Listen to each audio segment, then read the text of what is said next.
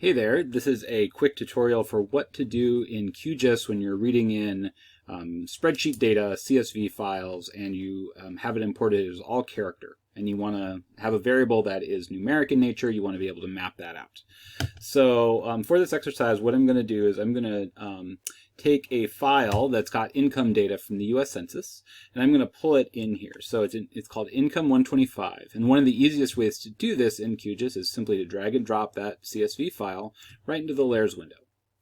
And for spatial data, geo packages, shape files, etc., that often works quite well.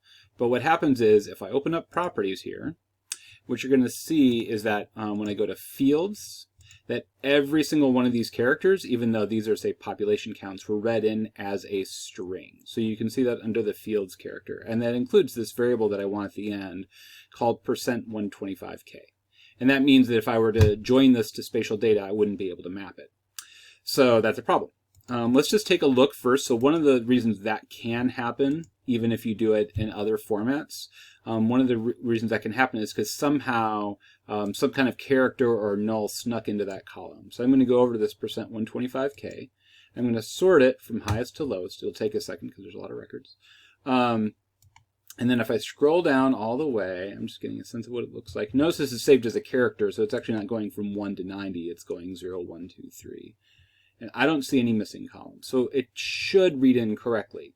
If you do see some values here that are a null, or have, error or something in it, NA might be another common thing that you would see, then you'll need to delete those rows. And there's ways you can do that. You can do it in QGIS directly. If I start editing, right, I can actually click on this record, and I should just be able to delete it. Oh, actually, I can't do that when it's a CSV. I can do that if it is a GeoJSON or shapefile or one of those kinds of things. Anyway, you'd have to do that in Excel and then reload the data. So I'm going to go ahead and cut this out, remove this, and let's try adding it a different way. So if I use the Add Layer tool here, Open Data Source Manager, or equally, I can go under Layer, Add Layer, and I can add delimited text layer. So I'll do it that way. And when I do that, what I get is here. There we go. We can see it being read in here. It will detect field types when you add it in this way. I don't know why QGIS does it like that, but it just does.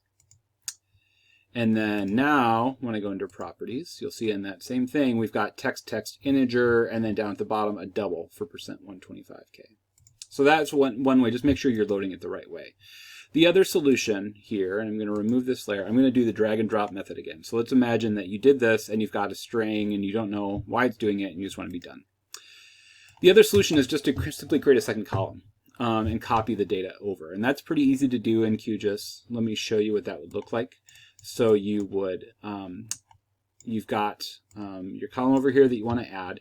It's this little tool right here, Field Calculator. If I click on that, I can create, it'll open this window, and I can create a new field. I'm going to call that field %125k A, something like that, to differentiate it.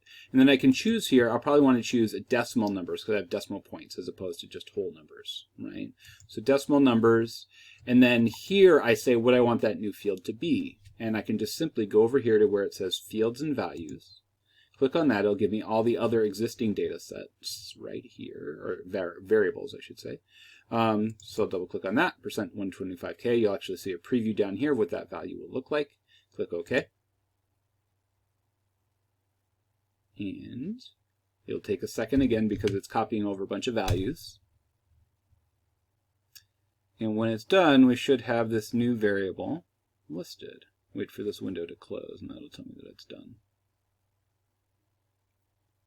So now if I scroll over, you'll see here it's numeric, and you can tell actually it's numeric because it's right formatted. If I wanted to confirm, again, I can go under properties, look at fields, and see at the very bottom, we've got a double.